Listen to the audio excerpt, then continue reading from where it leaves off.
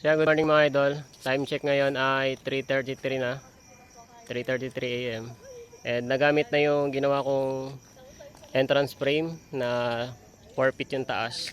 And then yung bagong entrance arc. So hindi lang pantay yung pagkakadikit sa dulo kasi graba yung pinagpapatungan.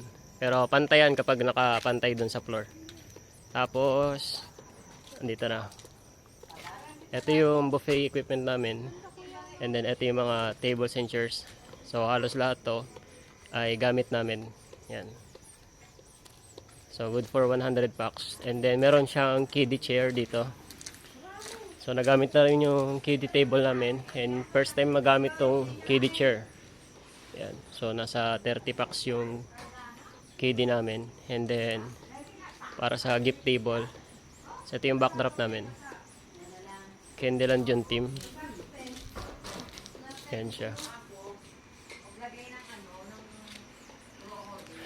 Yan, tapos yung fridge, hindi kaya ilagay doon kasi mababa. So dito lang namin nilagay sa harap para ma-block out yung pinakataas.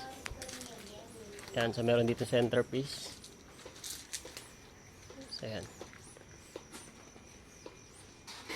So yan lamang and bukas na lang po.